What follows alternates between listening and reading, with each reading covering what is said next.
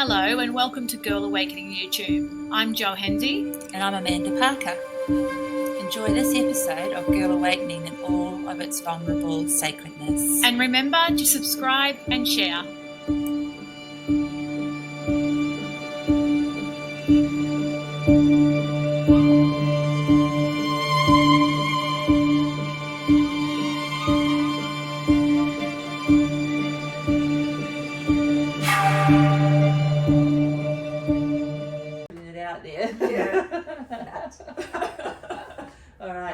Here we go. Good morning, Amanda. Good morning. Feels like a while. Well, I guess because there's so much been happening, really. Like every day at the moment is like a week, a month in some cases. And well, this podcast will go out in about 4 weeks. So for the listeners, it's the day after the eclipse, basically. Day and a half after the eclipse. Yeah. A lot of really intense energies around, as we all know. That we're listening to this, you would have been feeling it anyway. Sure, and navigating your way through. Yeah. Hopefully listening to Girl Awakening to help you do that. Or absolutely. Some of our guests who've been on before who've got some really awesome stuff they're sharing too, which is far out. Just incredible. The alignment. Yeah, and the tools that are there for these times, and you know, like the lady that's with us today is an example of that for sure. Absolutely. So let's welcome her. Melissa Kendall is a woman's empowerment coach and 4D bridge light worker. I can't wait to hear what that's about. Guiding women who deeply desire magnificent life changes to choose themselves. Yay. By coming back through the body and deeply feeling love again in their hearts. Melissa describes herself as a heARTist, which you would have seen you will see in some of the pictures. Yes. Her essence is that of whimsy, love, and activating energy. Melissa teaches all of her work based entirely off lived experience. What better way to do that? Authenticity. Yeah. I've said that a few times already this morning. Yeah. She guides women to let go of their past trauma, conditioning, and generational patterns, allowing them to be seen, heard, and loved again. Creating and living the love story they have always dreamed of with themselves. Oh.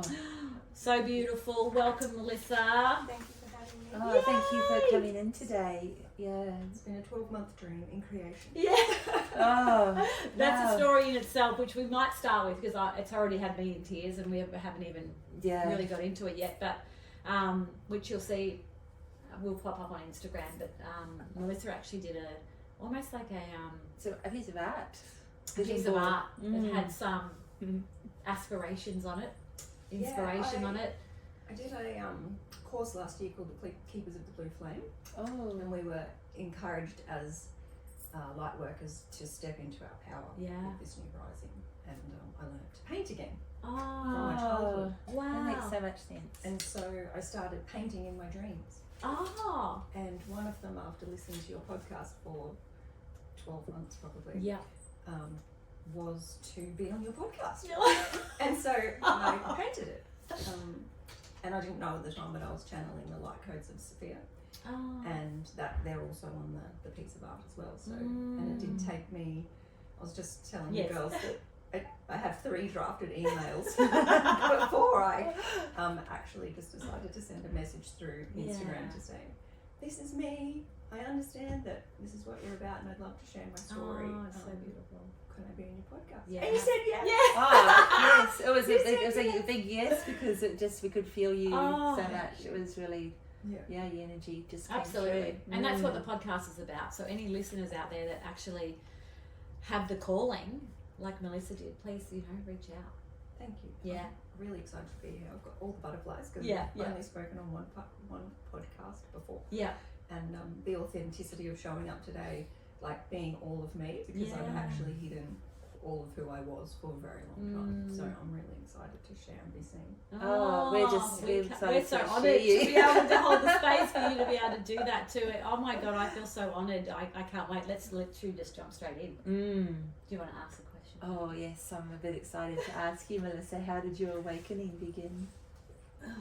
As your other guests explained, there's quite a few times that the awakening began, and I have stayed awake quite a few nights over the last 3 weeks, knowing that you're going to ask me. And I really feel that to preface that, I was born to an incredibly galactic mother who didn't know that she was galactic. So she grew these amazing flower gardens. She always had flower beds at our houses, and I can remember as a little girl wandering around, always picking these flowers and putting them into buckets and making perfume. You know, oh God, how beautiful. Yeah, so I feel like that was the essence, because it comes through every 3 or 4 days, this remembering of these flowers. And then to know that I went through that course and then started painting flowers. And yeah, so the next part would probably be the birth of my now son that is 16, nearly 16. And just knowing that I was going to be a mother and something had to be different. But there was lots of other different pieces along the way, because I was with 2 other young women. I think we were 7. We got initiated into Cub Scouts. Yeah. Oh yes. So there was myself, Rachel, and Amy, and we were the first 3 girls. 3 musketeers. Yes. Wow. Oh wow. And so then we did Cubs together, and then we went through to Scouts. And as part of, I'm sure the people that know from Scouting, there's a special part of the journey called the Green Cord. Okay. So that you have to travel through. And to get your Green Cord, you have to do a certain amount of badges and a certain amount of initiations. So anyone born in the 80s will know that this is what happened before phones. So yes. Wow. we had to plan a trip with our tribe, I suppose you'd say. There was a patrol leader, which was me, and a second in charge, which was the assistant patrol leader, and then there was 4 other people in your team. So I'm 12, and my assistant patrol leader's name was Sean. Yeah. And then we had the 4 other kids. So they were we were all under 12, but between 10 and 12. And we had to hike from the top of Condalilla Falls, which is at the back of Montville, right, down to the bottom, which met at Obi Creek. Wow. So I'm full of goosebumps. So yeah. we go into the swimming hole, down over the rocks. We're fully packed up because we're doing it overnight. Everything's like, so I've got a compass, like a literal compass. Yes. There is no phone. So epic. These 5 parents have given you permission. didn't even sign paperwork then. You just went. And we're down in this literally middle of nowhere. Yeah. There wouldn't even be phone reception. No now. GPS, No nothing. GPS, nothing. These 6 kids, literally, we're all under 12, packed like backpacks. We had to be weighted. We had to have a certain amount of food. Like, we were all encouraged to this thing. This is for me to get this cord. Yeah. So then I could be initiated and go off to this particular camp we were going to in West Australia. And so we actually waded through water, got to this part of the Obi Creek that divided into 2, and I can still feel my heart racing. I can feel my heart racing. So I can it's feel the like an earnestness. adventure. Which way goes which? And thank goodness Sean was there, and I put my hand on my heart. His name was Sean Pringle, and he was just the most divine masculine. He was just this. His parents brought him from the land. Yeah. Like, he was a soul guided with me, and he was able to read the map, because little did I know that I'm actually ADHD and dyslexic. Yeah. So back everything's then, jumping out of you. It's upside down, which is highly likely. It would have Yeah. been interesting. And so he chose the right path for us to go on, which was beautiful.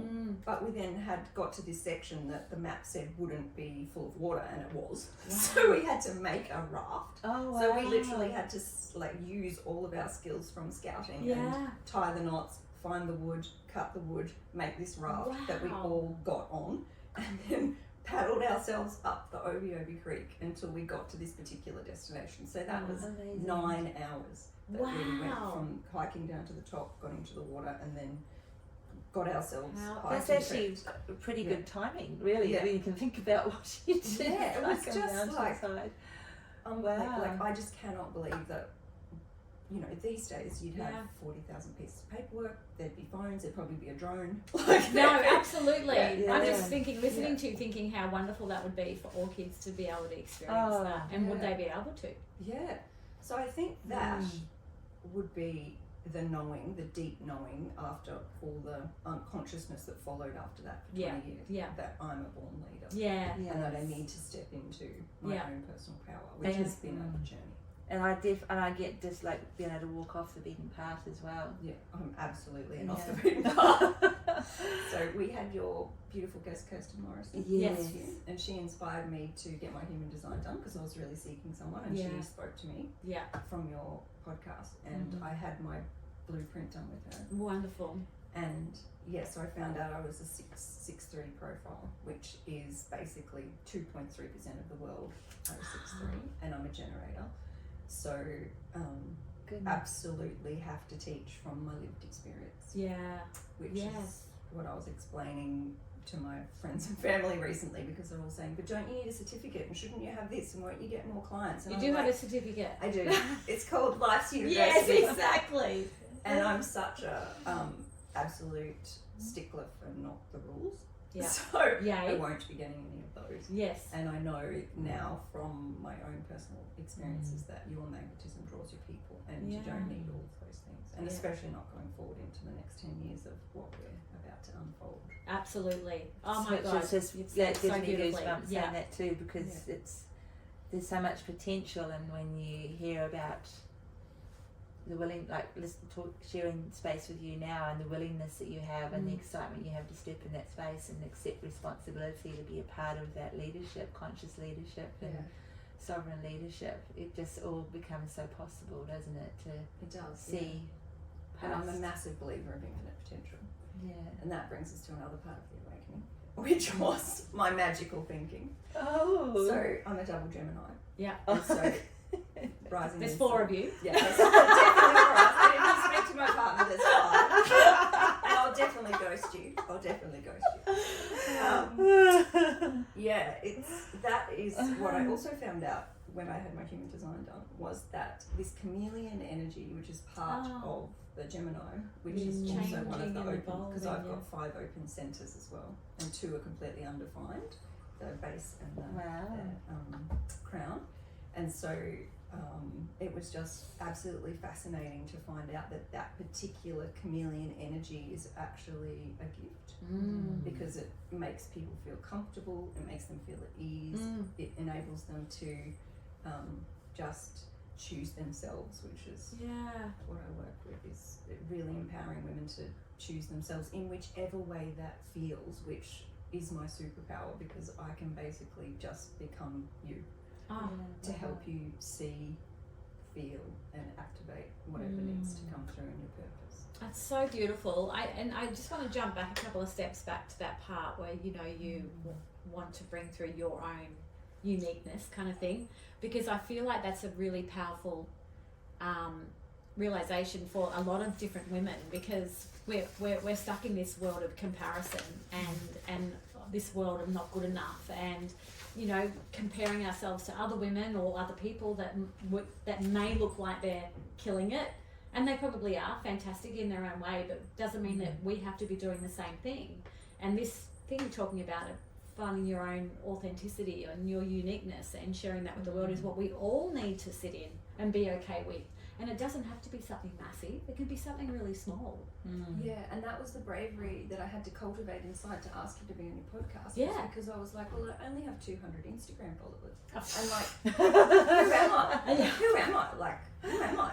So I just went about sitting with that to cultivate that beautiful space inside me that, I don't have to be all of those things. I don't have to be anything other than me. Yeah. So that, what you were saying too, Jo, about the enoughness. So I'm basically from 5 lines back on my mother's side of complete not enoughness. Yeah. So another part of my awakening was when my grandmother died, my mother's mum. So she was, you could have called her a heARTist too. She had this beautiful big heart, and she passed away because basically her heart gave way. Yeah. Oh, wow. But I got to be with her when she died.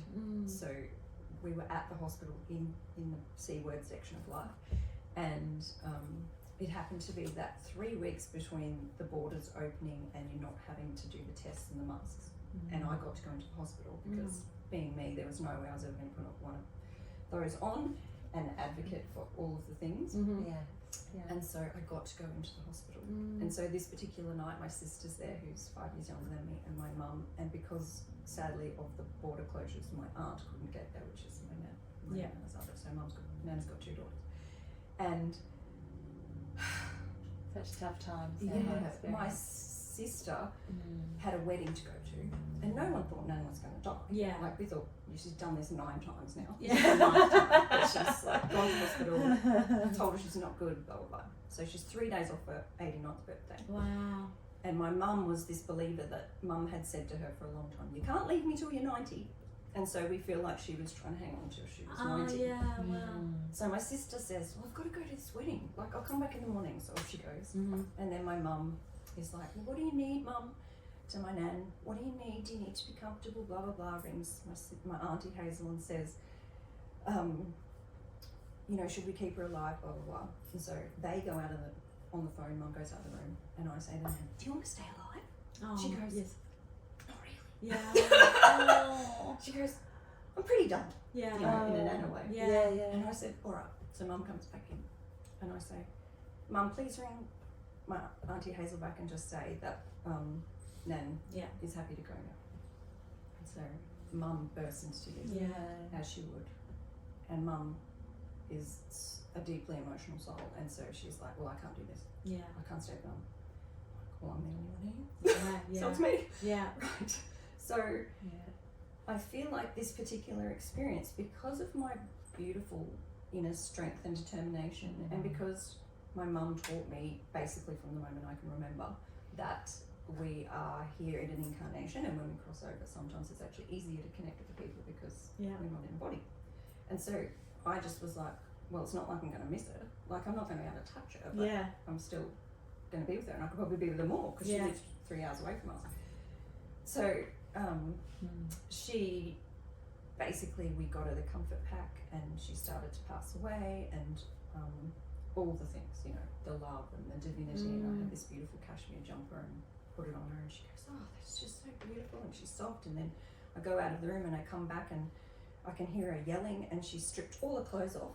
Yeah. And she goes, I'm just so hot. Nobody's taking care of me. And I saw her naked for the first time. Yeah, like, I'd never seen my grandmother naked. Yeah, and that was the full permission to where I got my body. Yeah. Yes. Of my actual body shape, how my hair grew on my body. Yeah. Like all the things. Yeah. And so it was like this beautiful forgiveness of all the punishment that I'd given myself in this not knowing. Wow. And how beautiful she was. Yeah. And her skin and the way she'd like sagged or wrinkled or become, it was just so beautiful. Oh, that's so beautiful. It was so beautiful. So then we got her dressed again, cuddled up to her, and I just lay next to her in the cot, and you know, I can't describe the feelings because it was just so such a gift, you know, and I could be so present with her, and I think that was the biggest part of my presence awakening was the presence that she gave me by offering me that gift to be with her. Yeah. And then me never, like I'd never been with anybody that died. I'd really not ever heard any stories. I'd only really known her husband, my grandfather, who passed away. I hadn't really been to any other funerals, so I had not really known about this last breath thing. Yeah. And she did take that huge, big last breath, and then a little tiny one after that, and then I just lay with her, and it was just, I lay there for quite a while before I rang my mum, so I could be with her, and then everyone came up to the hospital, all the things happened, but it was just so beautiful. The beautiful gift, and the cashmere wrap that I had on the day, I didn't wash that for nearly a year, because it just still had her smell in it, pieces of her hair and all the things, so that must be 4 years ago. Yeah, sacred, isn't it? That is sacred. So after that, my mum booked a place in Noosa for us all to stay, and my family don't get together particularly that often, especially with my brother, because he works way out in the west, the mines, and he was there, and my sister, and we were all there, and I was really sick. I was like, why am I so sick? Grief must be really awful. Like, a lot of people don't like this. I'm like, this is awful. Yeah. So I'm like, you know, Nan left us some money, so I went and bought a beautiful dress. I'd be taking myself out to dinners, and my partner wasn't there, so I was just choosing this beautiful space to be by myself, and taking myself to 5-star restaurants and having a few cocktails. And I'm thinking, man, I'm sick. This can't be right. Like, what is wrong? Anyway, I get back to work the following week, and my colleague at work says, "You sure you're not pregnant?" And I'm like, I'm 41. Like, no. And my partner is at the time was 60. So I'm like, no. It's not happening. It's not happening. We are not, no. Anyway, I thought, right, well, I'll just call into this chemist and get a pregnancy test. And yep, I got back to my other girlfriend's house was at home, did the test and went back into the bathroom, and I was like, oh my god. Oh my god. Way. So I tell the story to my now nearly 3-year-old son. Yeah. Oh my gosh, how Ari, gorgeous. that he has met his nana Oh, because he was there with me and her as she passed away. Oh, that's incredible. Yeah, so if you're ever sick after grief, it's not always you're actually pregnant. Note to self. Yeah. That's wild. But he came in and he chose that time too. Like, Yeah. that's beautiful. Yeah. So we call him, a COVID accident. Yeah. Because he was in that I space. think the world population actually went up as much as it was going down Yes. during COVID Yeah. because of Too the much time that people were sharing together and, Yeah. you know. So did you say before that you are the mother of a son Who's 16. Yeah. 16 and now you have 3. Ari who's 3, so you have 2 beautiful I have boys. 2 beautiful boys. Yeah. Wow. Beautiful. Wow.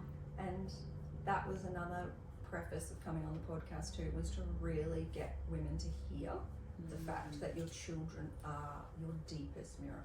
Your Yeah. deepest Oh. soul lesson. And I've heard Joe talk about this a lot of times in the snippets of your podcast, and I just love that. Yeah. I just love that. And for me to do the inner work for them, so that they don't have to carry all this stuff, is my mission. It's very powerful, isn't it? Yeah. And it's hard to accept because the heart thread is so thick, you know, and it's like, how do you can't cut that one.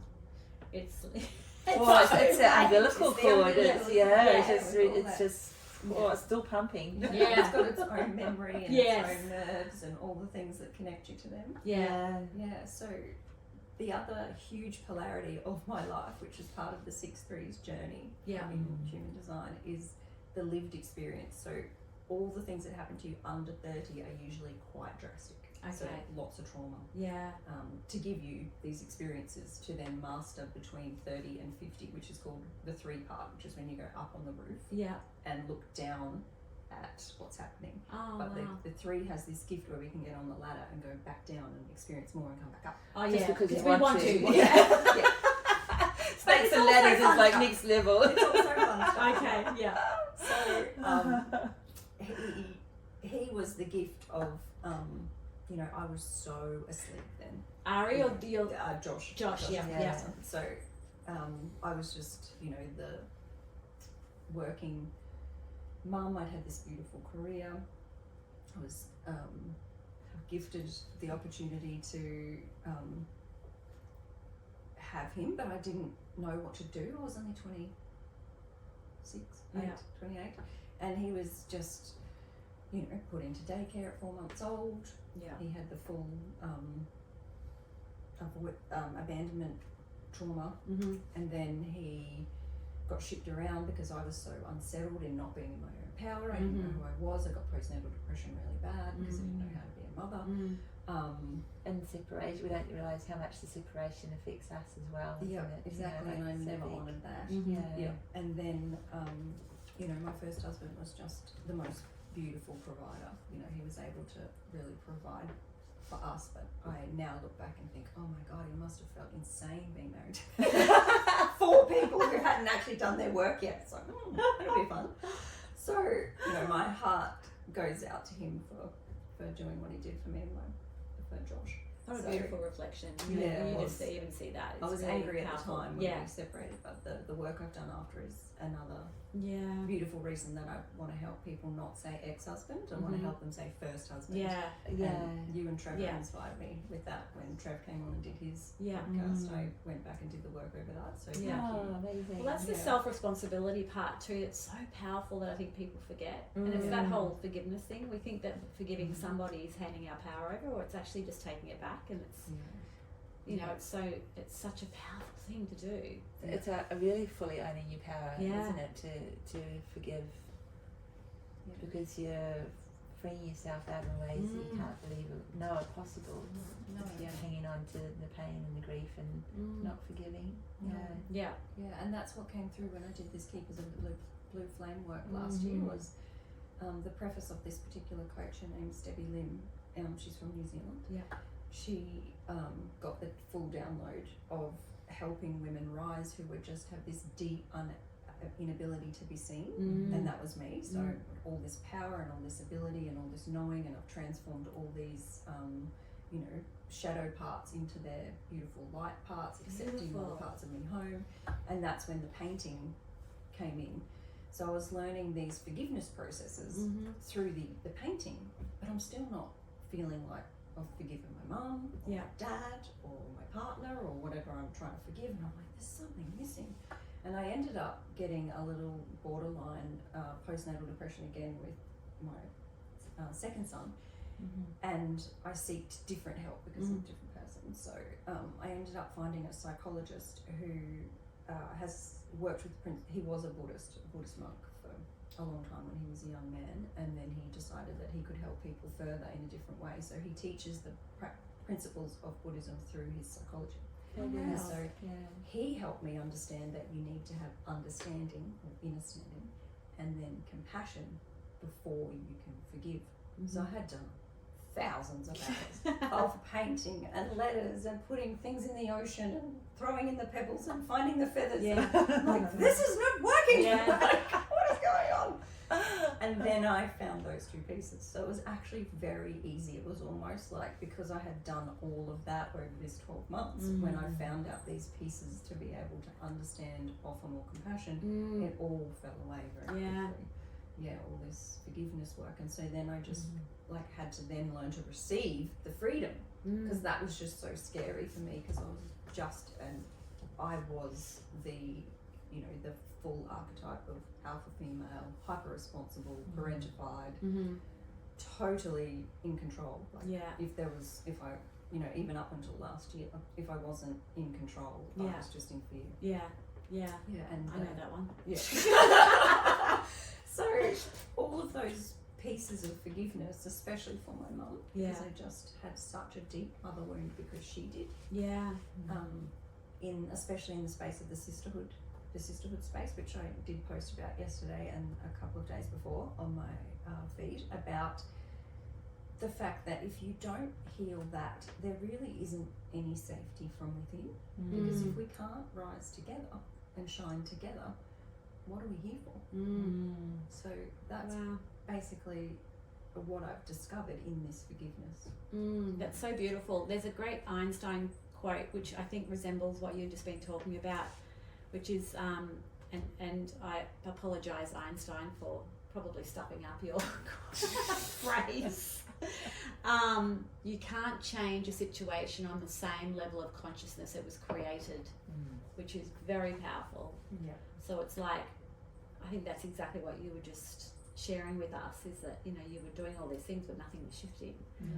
It's like you had to go somewhere else to be able to view it from a different aspect to then be able to change it.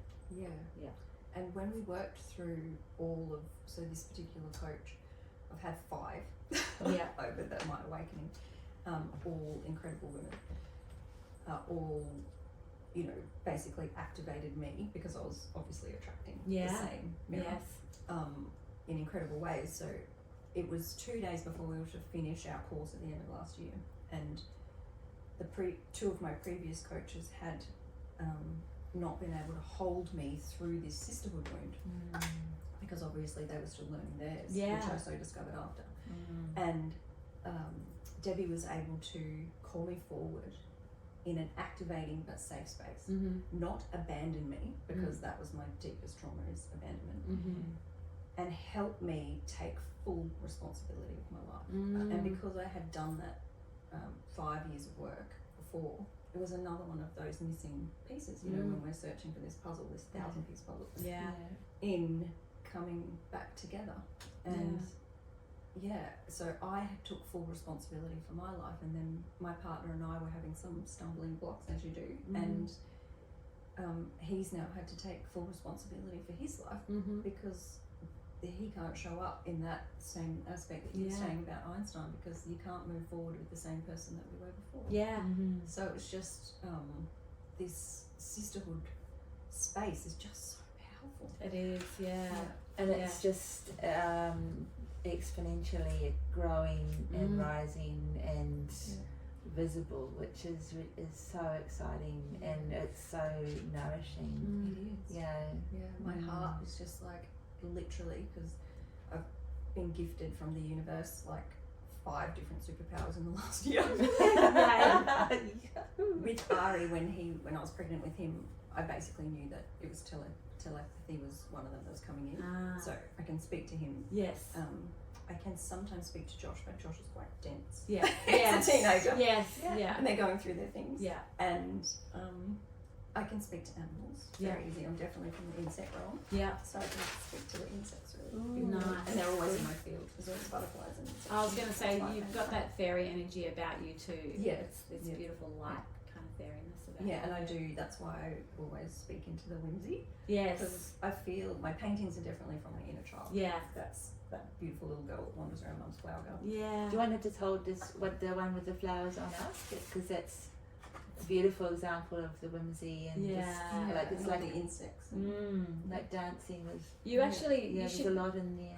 You would have listened to probably Lee Lena's, her book Anethea. Yeah. You should read that. Okay. You will love that. I will love Oh my goodness. Everyone will love that. Everyone will love it. But it's I think incredible. you'll really resonate just with you with the flowers and you know how you've been gardening all your life. Now you draw like I think you'll really enjoy it. Thank you. Yeah. The other piece of magic nature, totally random Gemini drop in here, is we love it. yoni baking. Oh, if you can ever get yourself. I'm a bit excited. beautiful Okay, hang on, before you explain that, my mind is just exploring a few options there. It's I like, just pictured biscuits. Vaginas. Yeah. Vulvas. so please explain. Yes. So another coach that I have, which is Corey Taylor, she's also from New Zealand. She downloaded this beautiful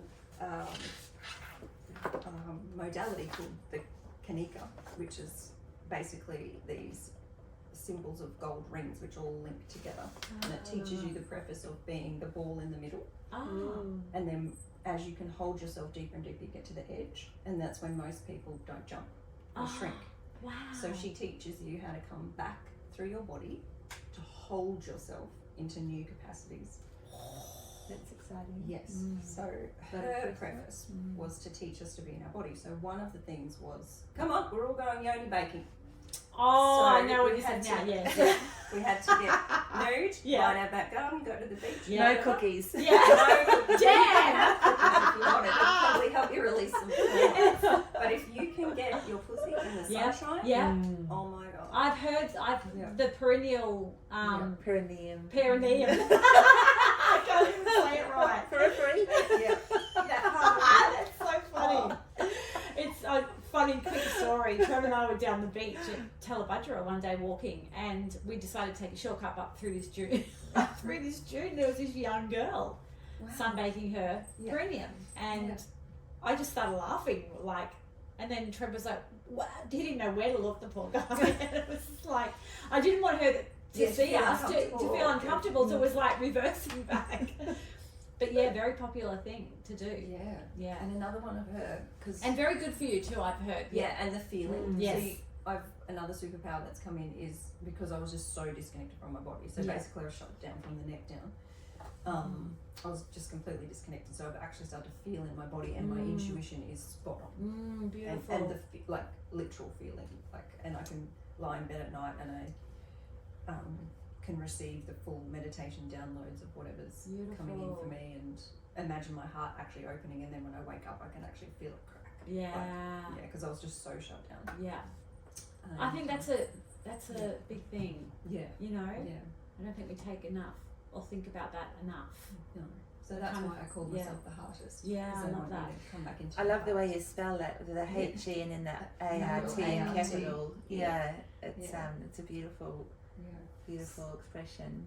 Yeah, it was just that play on words from another lady that I saw had played on it in a different way, and then I thought, well, that looks really good. So it was, So the baking, do you think, is what has ignited more of the body feeling, the deep connection? Because I didn't know until I listened really to Brit's. Yep. I was literally thinking Brit would be just lovely listening to you. Yeah, I really because I'd known all the pieces, but the way that she explained it in those feminine aspects, because that's what I attracted in my partner Gab. I was so masculine, like his mother. So he basically called in his mother. Yes. Because he hadn't done any motherhood stuff. Yeah. And all the controlling and the alpha female, and so when I get out of alignment, I'm so bossy. Right. And that too muchness. Yes, I understand. Yeah. And so now I know that if I'm being bossy, I need to move away. Yeah. So, you know, he's going through his own journey now of discovering his own masculinity, which he'd drawn in me, which Brit laid out perfectly. So I'd drawn in this man that was very feminine because I didn't want to see my feminine. So then this yoni baking, and then the yoni steaming. Yes. And then her other part of her coaching is money. So teaching you to love money. So one particular webinar we had to do, we had to come in our full lingerie with $1,000 cash. Wow. We had to roll in. And if we didn't have $1,000 cash, as much cash as we could get. Yeah.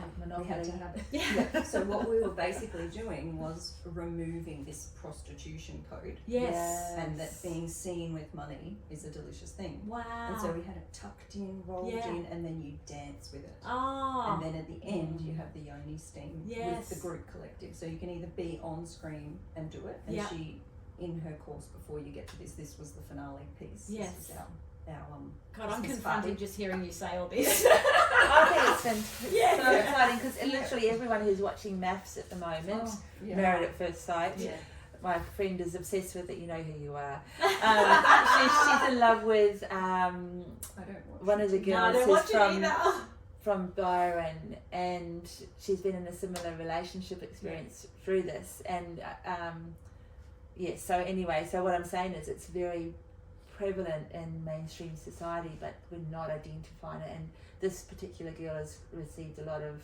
criticism for her, the way she is. But when you share these experiences you're having of dancing with the feminine, and how liberating it is, and the programs that are entwined with, you know, you realise how defensive society is around releasing it. But you know, and I actually always felt like I was in a cult. Because I was like, no one else does this. Like, what the hell? Which would have been huge for you too. Just talking about that part where you said when you're out of alignment, I go into control and all that. That would have been really confronting for you, I can imagine. And I really love doing stuff I've never done before. Like, I'm not. Sometimes it takes me a few goes, to get to you. But it's the Gemini in you, isn't it? I will keep doing it. Yes. You know, I will keep push through. Break that barrier. I can do that. I can do that. So yay, listen up, ladies.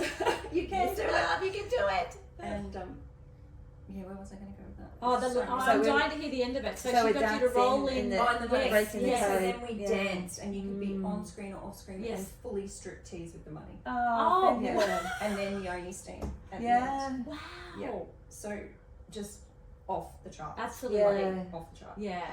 Everyone has to mess it up. Fantastic.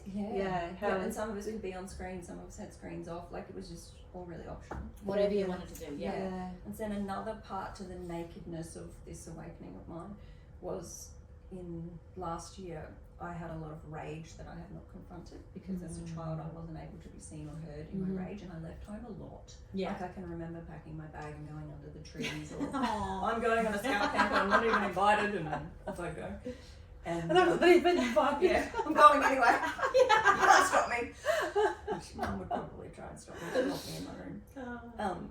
Just on that note, with the Scouts or the Cubs, because when you mentioned you were the first girls to do it, the three of you. So cool. Because so the brownies wasn't available or that kind of thing, the Girl Guide, so they didn't want to do it. So you didn't want to. It was available. You didn't want to do it. So that's why I was curious. So you chose to do the boys one. But now I look back, it was because I was an objectified child by my father. Okay. And so I had to live that pattern of safety of men seeing me beautiful. And so that prefaced early on losing my virginity. Early on only accepting my body if I was accepted by men. Wow. Like pushing myself in exercise to the point of, you know, carving, skimping. Like, I didn't have anorexia, but my sister definitely had an eating disorder based on this objectification, because Dad obviously did it to her as well. And I know that that's not his fault. So you were never told you were beautiful or pretty or any of that when you were young? Yes, way too much. I was Objectified and sexualized. So he never touched us or anything, Right. but we were always like, gee, you look beautiful in that. Or Okay. sex. It's kind of like an undertone of sexuality, but in a non creepy way. Right. Yes. A non pedophile way. Yes. Yeah. It's like the next level under, I suppose you'd say. And so I realise now that that's why, and also because I'm this born leader, so I was never going to do it if you told me to go to Brownies. And I had a sisterhood wound that I came in with from 5 generations back. I was never going to be able to go to a girl. Yes. I had to go, and the masculine in me was so like you were driven by that, which came in from my mum's dad. He was very patriarchal. So it was quite fascinating how it all pieces together. So powerful to see it, isn't it? It is. Unravel it and explore it and I love that you can just talk about it so freely. You've really worked on all of it. Yeah, because I had another amazing coach who's still coaching me now. She's a wealth consciousness coach, 2 ladies, Maria and Nicole. And they teach you in your marketing to never talk about the wound when it's open and weeping. You only talk about it when it's the scar and healed. Makes sense. Yeah. So the premise is that you just make the wound, you're too vulnerable in the wound, is that? And you know, obviously there's discrepancies and people want to speak into it, but if there's less drama attached to it while you're in it, because you're going to be very emotional and you're not going to be able to speak from it necessarily from a place of power, because you're still in it and you could possibly be triggered. Bleeding out.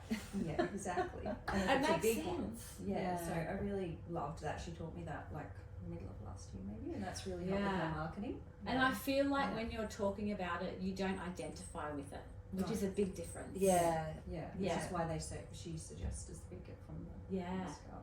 Yes. And I guess you're out of the blame aspect of it as well. You know, you can really see it for what it is, as opposed to it being, again, not the inner. Yeah, which brings us back to that forgiveness piece. And the self-responsibility, which is really powerful. Yeah, and I take radical responsibility. So I'm like, I had another beautiful coach, and I want to acknowledge them all, because I wouldn't be here today without them. And I was like, well, I'm just going to let it all unfold. Community is amazing, isn't it? And it is. We do so much on our own. Like it all comes down to us. Yeah, it does. But we have and to acknowledge people who've been with you on your journey, I think makes it possible for so many other people to seek help, or to realise that there are people available, and that, you know, we are stronger together. And like coming back to what you were saying about walking each other home, you know, it's paying it forward in so many ways, isn't it, when you're helping someone else? Oh, it's just amazing. So this lady's name's Christine Tone, and she works in Melbourne, and I called her in. I'm writing down all these names. She is like the divine feminine. She has worked, so she's just off the chart. She's like my mum. She was just born galactic. She didn't have to be born numb and then work it out. She had to do it the other way around. And so she taught me the preface of sales, marketing and money through the body and deeply knowing your own value. And she has this incredible work called the Glow Shift.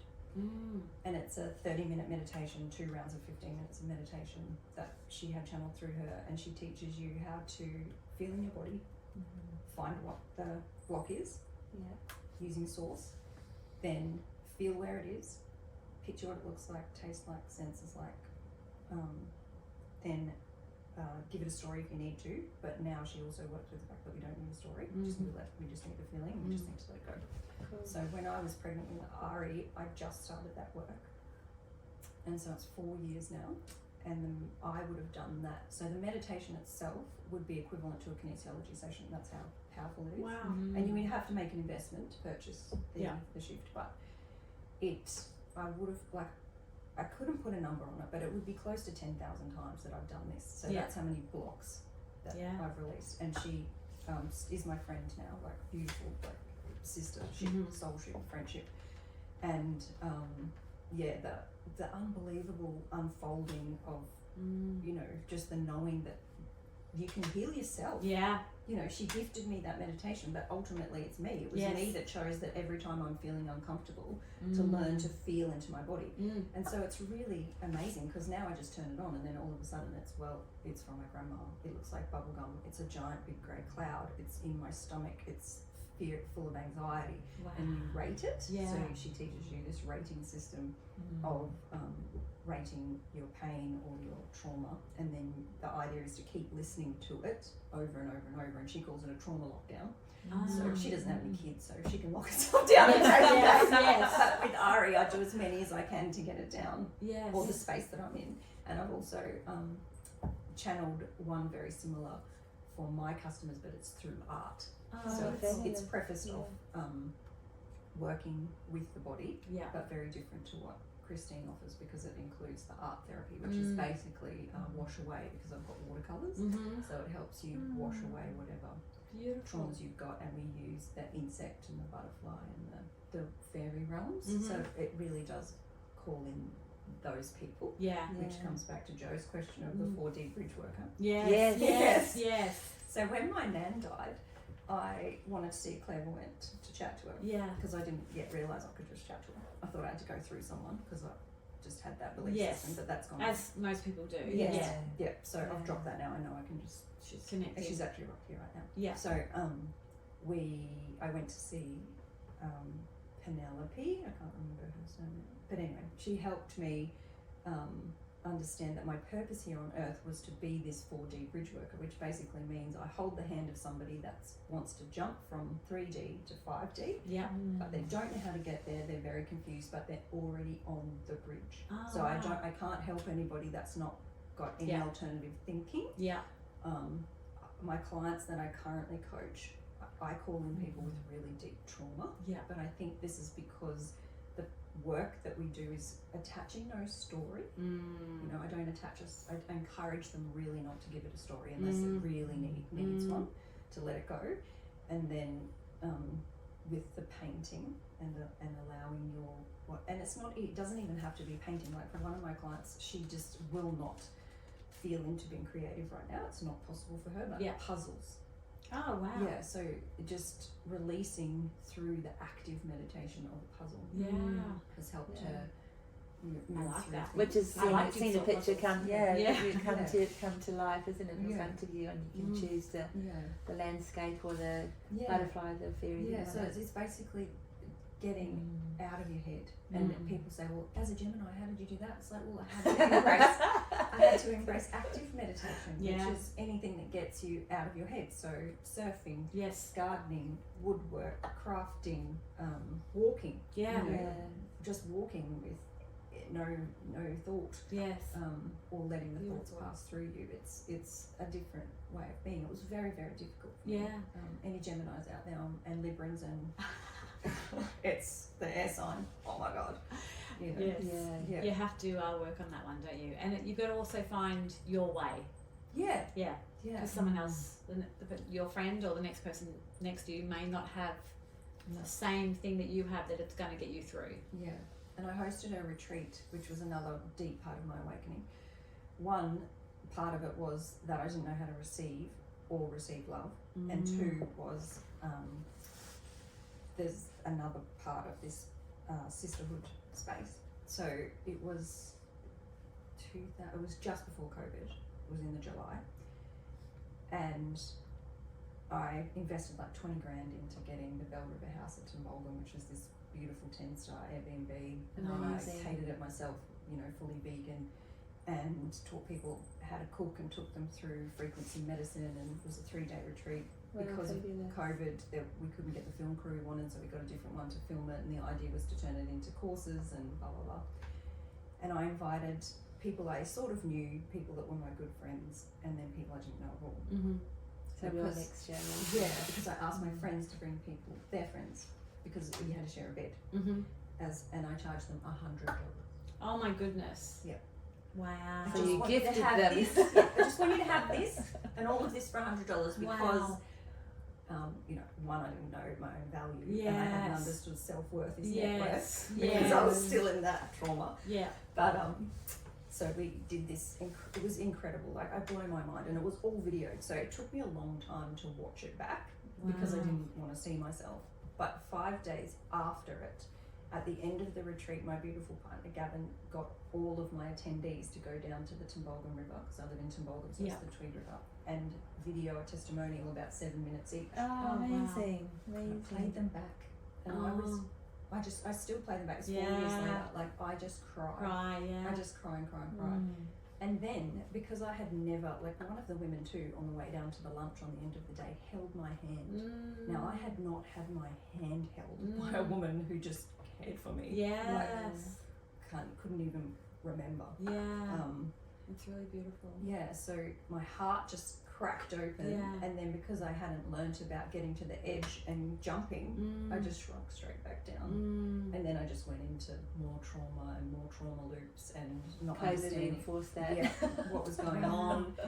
And at the time, so for 20 years, so basically from the time that I left school until just before I had Ari, I was a merchandiser, and I worked in basically homewares. So I got to go to all the beautiful little boutiques and clothing stores and the homeware stores and everything all across Brisbane and Queensland and northern New South Wales. Then I ended up working in one, so I was basically a merchandiser, and I made things look beautiful all the time. And this was my creative outlet and my channel, and until I had Ari, I didn't realise that that's why my life was so good, because all the time I was so creative, and I could block out all of my pain, because 8 hours a day I was being creative, and my magnetism was calling in the people to the shops that I was at to chat to about all sorts of random Gemini things. So I was just delusional in your element, magical thinking place, you know.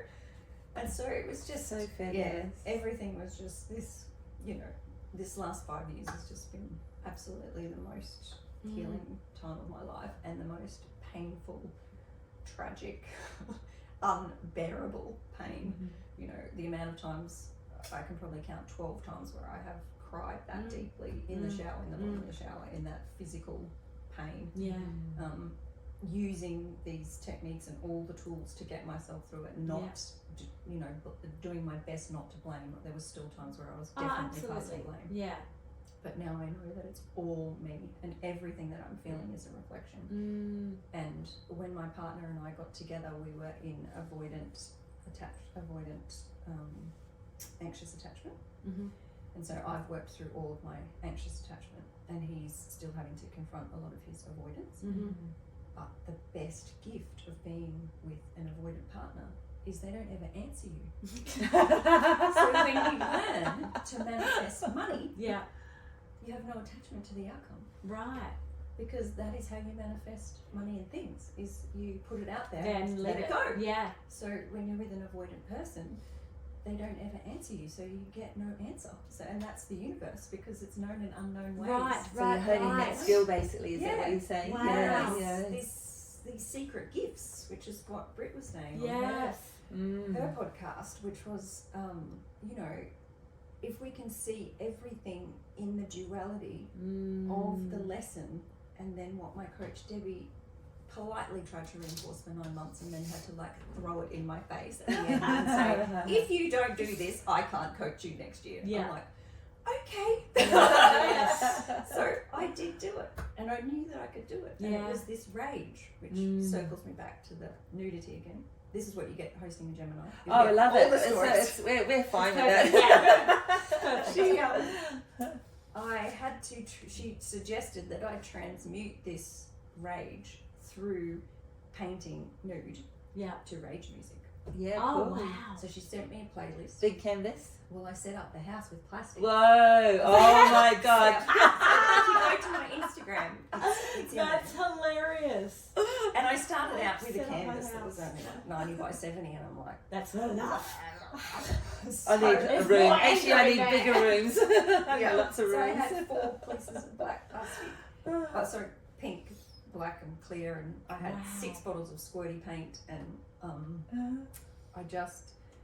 it was just so liberating. I can feel that. That's squirt it on yourself, squirt it on the ground, roll around in it. Scream, yell. And I have not ever felt my own power in that divine, rage. Yeah. And so this, like, I can just I felt like the phoenix rising. Like I just because no one was home. Yeah. I just stomped down in this paint and squatted down all raw as if you're about to birth and just scream. And then I had to go, what just happened? I didn't I was a bit all what was that? I didn't know that I had that power. So it's these feelings that have come back through me that now I can cultivate, which is what I did when I came today with the pleasure. Yeah. So I made sure that I was prepared last night. I wouldn't be rushing with my family, and I had a beautiful outfit picked, and I chose me to have a shower. Yeah. And I actually had a self-pleasure session before I came. That's no wonder you look so dramatic. Releasing love. She did have a smile. It's I love everything you just said, because I'm very much like that too. If I'm going somewhere where I know my intention needs to be, I like to, do all the things, have everything organised. So I'm not rushed. I'm not. The self-pleasure thing. I need to work on that one. But I actually totally agree with where you're going. It's another wonderful release, So you can go into that space clear. And I kept the energy, which I've just learnt how to do. I've been hearing about this. Yes. Yeah. So it could be. Yes. Because do you call it Taoist or tantric, or what is the technique that you would call that? It would probably be tantric. I'd say.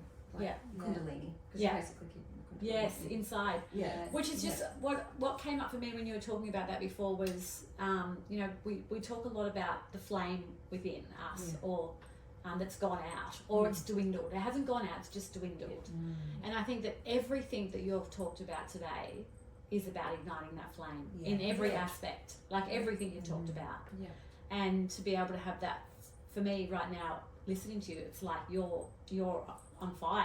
It's like this flame. It's like fully present, fully present, fully. And I am going through deep trauma with my partner as well, but I've learned to separate myself from that. Yeah. And that I'm not his energy, and I'm not the drama that is that. Yes. I am me, and I hold myself in this power and deal with that. Yes. Which is how I've been able to hold my clients as well through this, which I used to previously look at my mentors and coaches and say, how on earth do you do that? Because I just kept crumbling. Yeah. Because my nervous system could not hold it because of the trauma that I had been through. Yeah. But now that I know how to hold myself and be okay with all those shadow parts of me, which I completely ignored. And as a Gemini, you don't have 10, you've got 40 of them. Yes, yes. It's just, and being a double Gemini, it's actually really quite nice, because who you are on the inside is who you're being perceived as. So it's actually, people go, because if you're rising sign and your sun sign, you're actually presenting differently to your inner world. But it's the same for me. Yeah. So your rising and sun is Gemini. And my moon is Leo, which is where all the heart and the fierceness comes from. Yeah, so it's just and magnetism. But I have to preface and thank and gift Nia dancing. So I love Nia. Yeah, it's fantastic. What is it? I've never heard of it. So it's a 13 principal practice of dance. I can't tell you what all the things are in the movements, but we do, basically it starts off with the Tai Chi, then you move into the modern dance and pattern dancing, and there's 52 steps. Wow. So I have a teacher, Rebecca Kelly, and Tyron Palasta, if I can say it correctly. And then my newest teacher is Belinda, who was a dancer with us. I think I had danced with Karen. Yeah. And so Belinda's out at the stables, and Tyron and Rebecca co-teach down at Kingscliff and And in COVID, my mum is a rock and roll dancer. Yeah. And she couldn't go to any dances because they were all shut down. Yes. So she had to find a release. So she found Nia dancing, because Nia was still considered like a social gym, good kind of thing. Or, like a movement practice that was still for self-preservation or exercise or whatever. And therapeutic. Yeah, therapeutic. That's it. Yeah. So and I can still remember we went in, and I felt so unsafe being in this room of women. I held her hand, like a little girl, and this other woman, Helen, came across the room, and I will never forget this. And she said, "You've inspired me to go home and hold my daughter's hand." She said, "I haven't done that for years." To my mum. But mum only stayed 3 times, and I've been dancing for 3 years. She took you there. Yeah, she did. And I think that was the purpose of it. She was to lead me there, and I did something with her, and then off I went. And I danced from basically just before I was pregnant with Ari, and I still dance with Ari now. He's on the front of me when we dance. Oh, gorgeous. Just seeing his evolution in this dance space, because it teaches you free dance, and as I was saying before about my dyslexia, so it's fantastic for that, because like you're saying, like the different styles of movement and everything, your brain's so it's completely rewired itself. So I still would have said 4 years ago I had 500 words I couldn't spell, but I'd worked out how to get myself through. I'm like the best thesaurus you can ever imagine, because if I can't spell it, I've got to think of another way to say it, another word to use. So that's another superpower. It is a superpower. That's well done. So now I've probably got 50 words that I can't spell. Unreal. Yeah. So if anyone out there wants to remap their brain, any type of dance movement, but this one specifically is left, right, and a lot of the ladies that come are from my age through to 90. We've got some 90-year-old ladies that dance. So this is all about like being uncoordinated too, isn't it? That's exactly what it's about. That's me. Yep. And just going, well, I can do it anyway. You know, and our teachers make up new routines often. And so it's great for me, because if I get too embodied in it, I'll go back to my head. Instead of being in my body.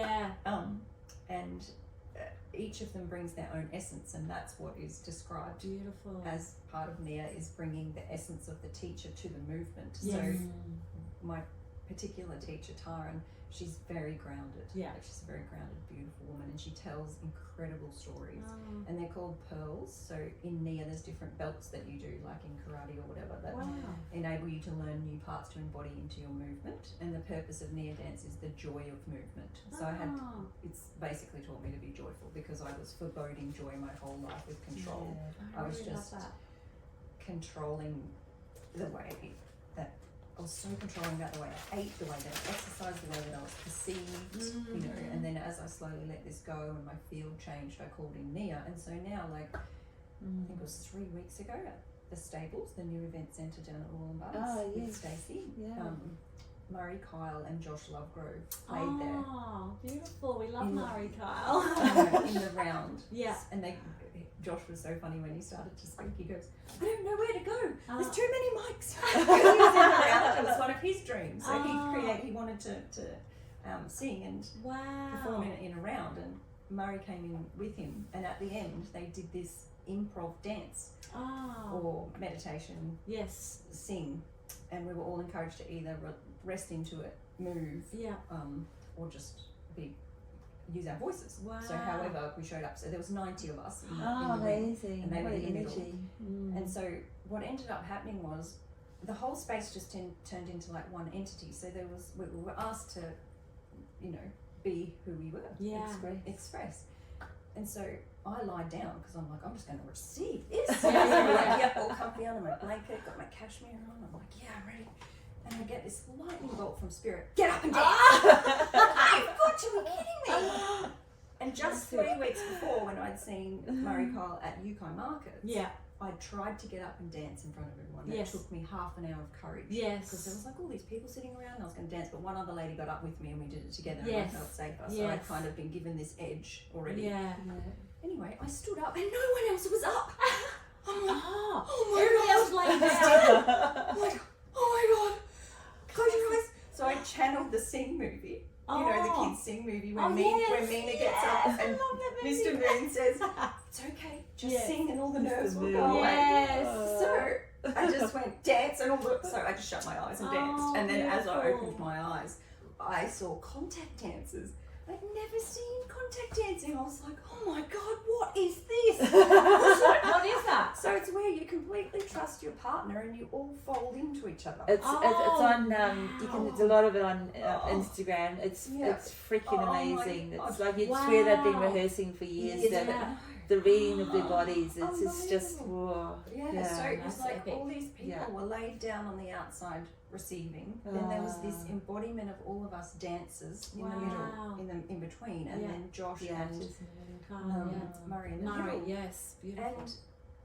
And like How fabulous for the artist to receive to see that that energy too, of you yeah, all to and be the there, moving yeah. Yeah, it was like an initiation for Yeah. Stacey's space, because I've been doing Stacey's bungee and her yoga as well, and she's just come back from living overseas for a really long time. Wow. And just like all of these parts, which is the lived experience of the 6-3, which is just like, I also had my PH 360 done as well from, is it Genevieve? Genevieve. Yeah, so I didn't How end up amazing. going through her because I had a girlfriend that ended up doing it, so I went through her, but I am going to see Genevieve because she specialises in couples. Now that I've embodied what it is, and I had my hormone type done, so I'm serotonin, which is the lived experience. So it's like the human design, the numerology, and the PH 360 all come together. And so I got a download about 5 years ago that that's what's to come with, and also with the Akashic records. So my huge mission is to get all 5 of them. What you want to offer people. integrated. Oh, amazing. Yeah, so they don't have to go to 5 different people and spend $35,000 to understand it. Yes. But I was the best person to invest that money because I go all in on everything that I do. You know, I want to deeply embody this, and because I did the human design, I now know that if I don't deeply embody it, I can't teach it. Yes. Yeah. You know, that's part of who you are. Yeah, so this lived experience has been taking me on places too, because from the human design and my understanding how I receive energy and respond to what's available has now given me this feeling in my body that goes hell yes or no. Yeah, yes, strong. And so I've got that so strong now, and I can be like standing somewhere and I feel ungrounded, and I'll just go, should I do this or this, and is this, you know, it's instantaneous. That's a brilliant That's lovely. direct route to be able to continue on your path of the serotonin life, instead of sitting in the suffering, isn't it?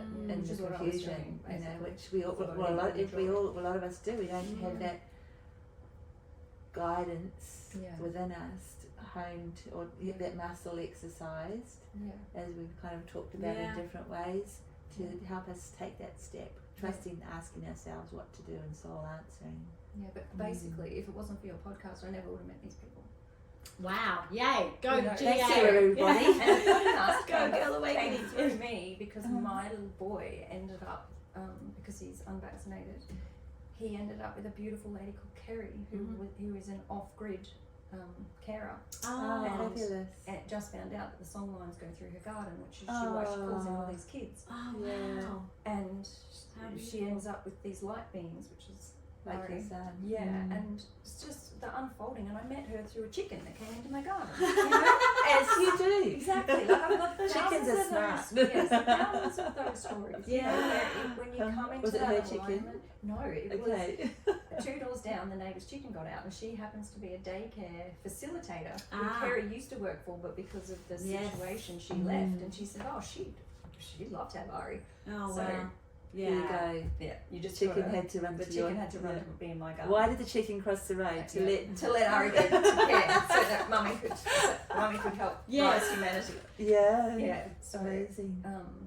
the other amazing experience that I just had recently, because of the dancing and encompassing wanting to, like, I basically say to the universe, show me what's possible. Yeah. You know, show me what's possible. And so then you get these deep initiations, which sometimes you don't want, but you ask for it. I asked for it. I want to get it. So I ended up on International Women's Day at this festival at the Bar Hall with Freya, and I don't know her surname because she just needs to be called Freya. Yeah, yeah. And she's an Indigenous woman, and she created this event, and she's part of the Women Speak, which is where you come into group and learn to speak, then be helped to encourage to speak differently so you're heard, and then celebrated.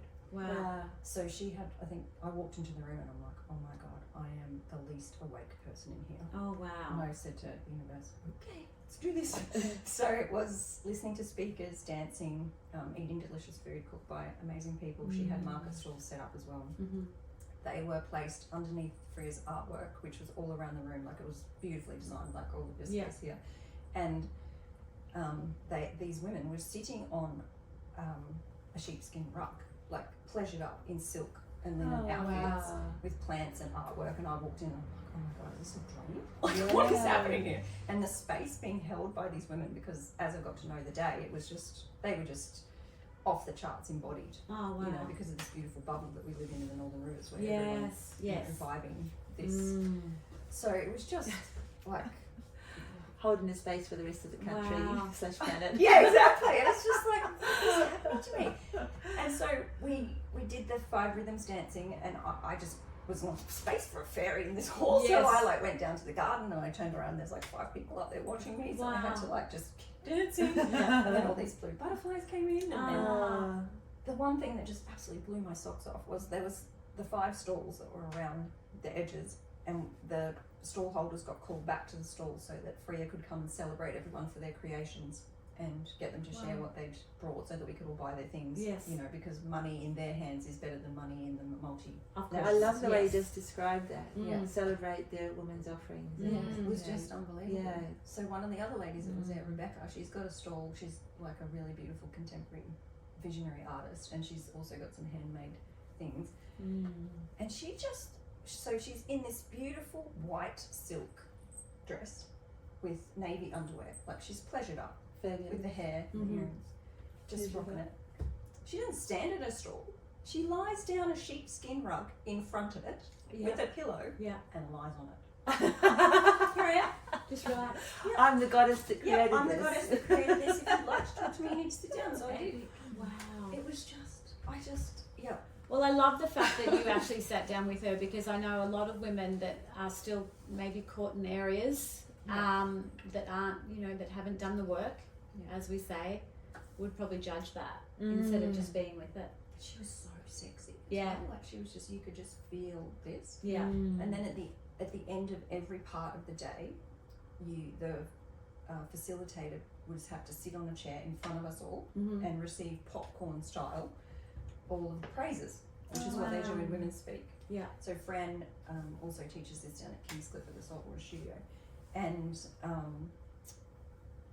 at the end we all got to listen to a beautiful musician whose name will come to me in a moment, and she's playing to us all. And I've never been to, like, I'm pretty naive with some of this stuff. Like, a lot of people have done things like this, but I'm like new. And everyone's like laid down, like touching and stroking each other, and I'm just like, this feels really nice, but like, are they polyamorous? Yeah, is there something else? Is How there fast something can like, go? how do I get over there? How do I get on this rug? Like, I want a foot massage in my head. And so I'm lying there and I'm observing, and we're listening to all this beautiful music, and then all of a sudden the musician just gets nude. Oh, wow. So she just goes, well, I'm just going to sing nude now.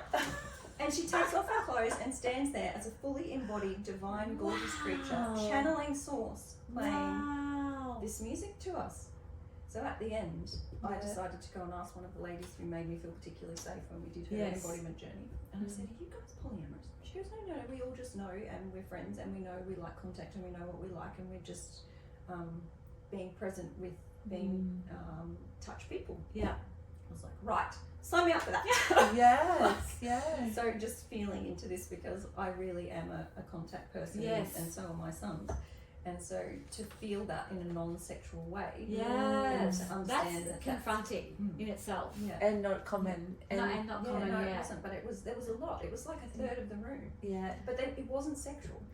And it's another way of starving ourselves to not receive that contact, isn't it? Because it's so harmonizing, and we come online in ways that we don't when we're not receiving touch. No, it was just, and even when we were all laid down, the people that weren't in this group of women that knew each other, that were stroking hair and stuff. Like, one lady lied on my feet by accident, but it felt so empowering to like be part of this group where people were all, and everyone was sharing their blankets and their pillows. And, you know, and it was just unbelievable. Yeah, so that's beautiful. I remember a lady who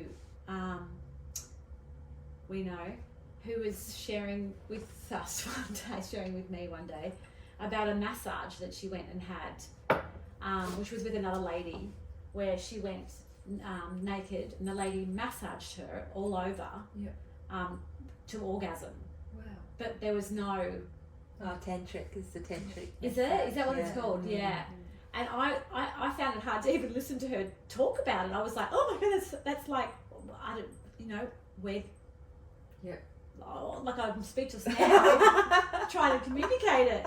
What do you want to say about it, Jo? Oh yeah, it's interesting, and like that's super confronting in itself. It's like that's really embodiment there, when you can just go and lie on a table and have somebody come and massage you without even touching her in sacred places, to bring her to orgasm and to be able to then orgasm as well in that space with that person that you don't know. And this is the path for me to share with people, the rising. Yeah. You know, it's not about what anyone else wants, but what you want. Yes. And what I put into my field. So I leverage my field with a Healy device, the quantum frequency medicine, and I use it with my clients. Amazing. So I've had it on in my basket here with the heart. What is it? It's the Healy quantum healing medicine. Wow. So it's a little device that's in my purse, and it harmonizes your field. Oh wow, how cool! And I've had mine 4 years, and it learns to, you know, it's smarter than you, Right. Basically, Yeah. It's got 144,000 different frequencies that it reads your field and then tells you what you need and what to dose. Oh wow! And now it's got a new program part of it called the Coach, which the Healy community themselves are using to help women leverage their wealth. Wow. Yeah, and that's my next part, is using these beautiful embodied skills that I've got to help women through my art and being a heARTist and opening my heart, and then using that quantum medicine, which is obviously a gift from the universe. And such a step into true nature to have that quantum medicine available. Just unbelievable. Well, we were actually talking about this, and I think it's what you're talking about. Maybe, you know, sometimes we just word things differently, but around miracles, and that, you know, miracles are happening around us all the time. Are we awake and aware enough to notice them happening? And I think basically throughout the podcast, that's what I've been getting from you, is like that you are now open to accessing miracles that are continually happening around you and for you, which is another big one too. That, you know, everything is happening around us for us, not to us. Because speaking of miracles, my big son Josh went through some quite diverse situations, not last year but the 2 years previous, and he was admitted to hospital 4 times for suicide attempt.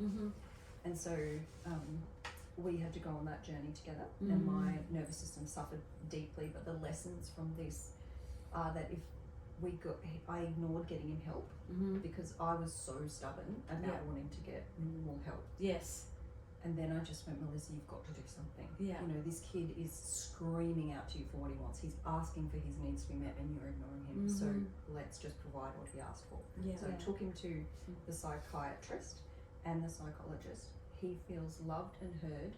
He ended up having to take some anti-anxiety medication and some ADHD medication, which we have since worked out was only needed to take it at school. Right. But because he's high spectrum autism diagnosis from the psychiatrist then allowed me to deeply research that and understand what I'd ignored for 14 years as a mother, and face all of that, heal our wounding together. We have a special ritual like every 2 or 3 weeks where we sit at the dinner table and I'll say to him, right, is there anything in the mother wound that needs clearing? Is there anything that you need to speak to me about? Is there anything, resentment that you're holding? And he'll say it to me, and I do not pass judgment. I receive all of it, and we work together, and he is my biggest soul reflection. I love him so much. And he's transitioning as well, like into a they. So he's just the most beautiful human. Isn't it fabulous to because what I'm hearing you say then too is like when you were pregnant with him and your first child and that part of your life and everything, it's another level of our own healing journey, even though it's all about them. It's all about us, and another part to, you know, the open wound that's been there kind of along for the ride the whole time that we do. We do, and it was a big open wound, like a big one. And so the miracles that came from this was I wasn't flushed with was at this particular Yeah. time, and I'm working on the manifestation of that because that's a whole nother story. Mm. And we got gifted because Josh spoke up and because we asked for help. The universe met us where we were at. So Yes. we manifested a $20,000 free psychology for a year for Josh.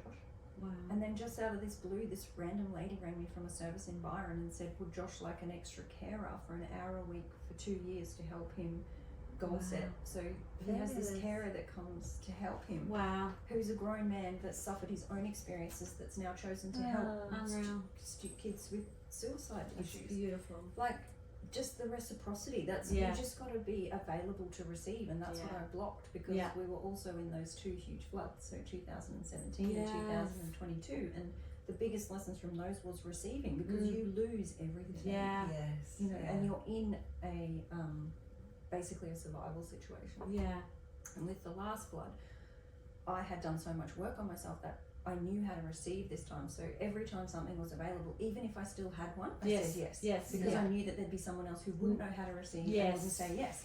Perfect. And so I ended up with the most amazing amount of miracles, Jo. Like, Yeah. Just you just cannot, like, I got brand new Miele washing machines. Yeah. Like clothes I wouldn't even have thought that I could even afford were like dropped at my doorstep. Like Beautiful. the generosity was just Amazing. incredible, and this is just keeps what's happening. Like last week I got accepted for a grant by the Tweed City Council for a business coach Unreal. for 20 grand. Yeah. Like, I don't have 20 grand Yes. now, but here it is. Yeah. You take that. Wow. You know, I've been invited to host some workshops, which I never thought was possible. It's just opening up your field. Absolutely. And but you have also been doing the work. Yeah. And you've and been felt the pain. Yeah. So it's like, you know, you have to. I mean, yes, things can just happen too. Yeah, That's can. not. We don't want to limit anyone. No, we don't want But it also is true that you put in the work and you open areas up that may have been blocked before, and you know you can absolutely open to so much more when you're in there. Yeah, exactly. And it's just been the most, you know, even till last year I was still in victim. I was still feeling that, what Britt said in the podcast about the fact that, you know, everything that I've encompassed was considered to be, you know, outcast, the devil, you know. And now I've just let that go unknowingly and done the work to go, well, here I am. Yeah. And step into creative. And trust. Trust, you have to trust. You have to trust. Yeah. And the other one of my superpowers that came on was hearing my higher self talk to me, like in sentences. Yeah. Which just when it first happened, I was like, what is this? Now it's like, okay. Yeah. Yeah. She's very awesome. That's amazing. That's beautiful. I think we're all kind of wanting that to happen, aren't we? We're like, what do I do next? Help me. And I just say that, and then I get the answer. Yeah. And sometimes I don't like the answer. Yeah. And like a lot of your guests have said, you know, Yes. I'm going to follow what you say, but what the hell for? Yeah. And then that's when the magic happens. Absolutely. Sometimes we have to walk through parts that we don't want to walk through. Oh yeah. That's So when you fantastic talk part. about your superpowers, so you've kind of named your skills that have come about by through awakenings as your superpowers, isn't it? It's we're sort of, and also transversing those shadow parts. So my deep perfectionist wound, which was basically came about from people pleasing, because I never got any praise as a child unless I cleaned the house. And then I worked out how to make it cleaner and cleaner and cleaner to get approval. And then I did that with my first husband and my current partner. teach OCD. And then I couldn't be messy, so it wasn't until I got into my coaching class last year where I learned to paint, where I had to learn to be messy. Because that's when I learned to hold my space in the void and the messy middle, where I always tried to run. And my little girl packed a bag and off she went. So it's all of the pieces. Oh, so many pieces, isn't it? When just listening to you say that sentence you just said, then there's so much to unpack, but it's simple too. Yeah. You know, it doesn't have to be.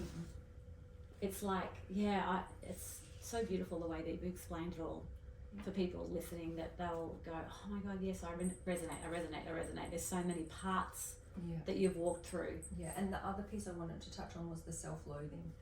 So my mum, I've never seen my mum naked. Yeah. She still hasn't worked out her own presence and beauty, and she's so beautiful. Yeah. Like she's so beautiful. Like we are so beautiful. She is. She's just so beautiful, and so to be nice to my body and love my body, and I really did do this work like 3 months ago on actually, like, every time I moisturize myself, I love myself, like, and the amount of tone that I have in my body just from doing that, not even exercise, just from loving her. Beautiful. And Corey Taylor, the lady coach from New Zealand, taught us about the round table, which is where you name all the parts of you, like you actually give them names so you can talk to them, which sounds crazy, but it's bloody work for me, a treat, especially a Gemini. Here's all your parts. So we had to name our feminine and our divine masculine and our body, and then so on and so forth, whichever parts you were working with. So my body's called Frances, so I talk to her and call her Frances. I'm like, Frances, I love you, thank you for dancing with me. I journal, I write letters to her.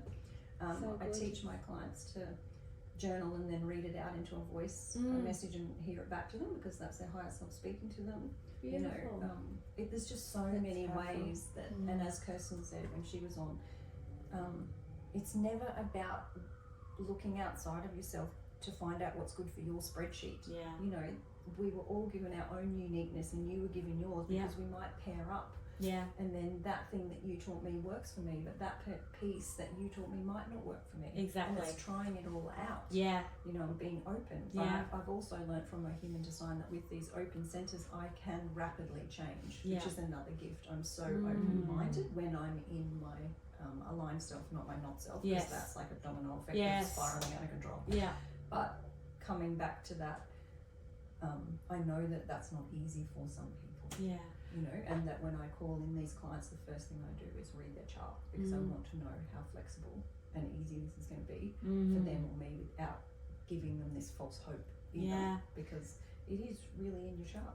Incredible tools, isn't it? Like, as you say, because, you know, being a Gemini, mutable sign by nature, you're very quick to change, mind shift, as you said, chameleon, shift shaping, you know, in seconds, and then to know you have those open centers, like your capacity to embrace so many modalities for a start, and then be the teacher of those is inherently magnificent. Thank you. But also, you know, when you're in the struggle, you know, a great level of mastery involved to hold all those spaces. And I just know that working with nature is the key. It doesn't matter how much pain you've got, how much, go fucking out.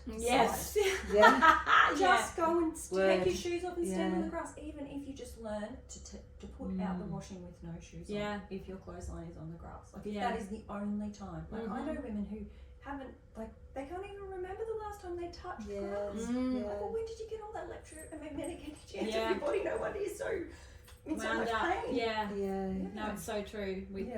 And we sleep on electric blankets. All those sort of things. So It's I just do it when I know I'm not good. That's straight out the first thing I do is go straight to the beach or straight to water. I'm really drawn to water to just get it off. And I know the environment change is exactly what helps me immediately. So it doesn't matter what type of trauma I'm in. I don't need to know any other information. I just need to know that tool will get me to the information, and the next thing will drop in, and it does. It always does. So that's sort of bringing you back to being in the moment as well, to now the present. Because if we're not in the present, we can't make a decision, a proper, like, aligned decision. We're just going to be coming from the body and the mind. Which can get us back into trouble. Big trouble. Okay, I'm going to move on. We've literally nearly gone an hour and a half, and that's so much fun. I feel like I've just blinked a couple of times, and that's, you know, it's gone so quickly. What do you do now to support yourself? I mean, we've talked about many things to stay in the moment. Well, you kind of just answered that question. Definitely nature, but the other piece would be not denying myself the bodily human things. You know, like, I used to secretly eat cake. Because I'm like a 6th generation cake lover. We're all bakers in my family, and I would be like starving myself of sugar. When actually a really beautiful handmade, and if you want to know where to eat good cake that's handmade and it's got love in it, I can tell you. We would. Because it's very hard to find. Absolutely, it is. Like, what do you call that? Home baked? Home baked. Yes, it's like, it's hard to find. Embodying the principles of sustainability first. So Yeah. sustainability of you, Yes. sustainability of what you put into your body, and the sustainability that you're offering the land that provides for us. We are all one, and that is the key. That's beautiful. And it doesn't matter what tools you put into that box. Yeah. They're your tools for Yeah. you on your blueprint that you've worked out that work for you, and you can only do that by coming back through you. Oh, that's beautiful. Yeah, it's Bam. yeah, that's it. Holding it on your own thread. Yeah, and as soon as you try to step outside of your own uniqueness, when you learn to feel that, which is what I learned from social media, the scrolling for me when I was in the sisterhood wound was the smallness energy. Once I worked out what the smallness was, I then realized the wound was pedestaling other women and not celebrating myself. So then I've stepped into a container where women were taught to celebrate themselves, and so now on a Friday at 1:30 we come into circle and we talk about our wealth goal, celebrate ourselves, have gratitude for those around us, and then we set our desires and we speak into it. And as you becomes a practice, it's almost like a meditation, because then we get put into breakout rooms and we speak it to other women and they all celebrate us in popcorn style after. Oh my God, I'm loving this. So just for our listeners too, this is in the Northern Rivers? It's this one's online actually. Yeah. Oh, it's online. Yeah, this one's online. Is there a name for that? Just so Yeah, it's called Rich Her. So Rich, her, as in RICH. HER, and it's run by Maria Golding and So- Nicole Rowan. Just for our listeners who are resonating right now with what you're saying, I think a lot of women will be. Oh, Yeah, like Yeah. heaps. it's Yeah. That's a beautiful outlet to jump on to. Yeah. So this is what I do in my work. And my yes, practice. you're I love offering it. that. Yeah. When I offer the watercolor stuff, and then at the stables I'll be doing the rage painting Perfect. inside the hall stables. Yeah. Epic. So Stacey and I are talking about the way that it'll basically, I'm feeling like it could be called like under the sheets or something. Yeah. You've buried all your feelings, and we're going to hang Yeah. up sheets, and then you can paint and throw, and it's like a 3-hour experience, and we take you through that essence of Be magic. yeah. So that's I want to ask if you play Rage Against the Machine. There's so much cool music to like just go for. I don't know. Yeah, me too. Artists, I don't know names. Like, don't invite me to trivia unless it's Yes. like spiritual trivia. Yes, I'm the same with music. I know. just go with what I like, or if someone sends something or I listen to something. Or I just That's reach nice. out to my favourite friend who's good at music Yes. and say, could you please send me a playlist for this, and they will. Yeah. But I'm getting better. Yeah. I'm getting better. No, absolutely. But also the what you've been speaking around with the whole the prostitution and the money relationship. Yeah. And what was the other aspect of that? The tantric side of things with the touch. Yeah. And then it there's so much energy around that in the world at the moment, with the calling with the divine feminine and the divine masculine to be in balance. Yeah. And I think a part of that energy rising, which is so exciting to see, is a lot of what you've been talking about, but specifically that space around how women have such an unhealthy relationship with money They do, yeah. for so many reasons. Yeah, and I started the course with Maria and Nicole in June last year, and they're huge. Their tagline basically is your self-worth is your network. Yeah. Your net worth. Yeah. And they teach you the God principle. So it's G is for dare greatly.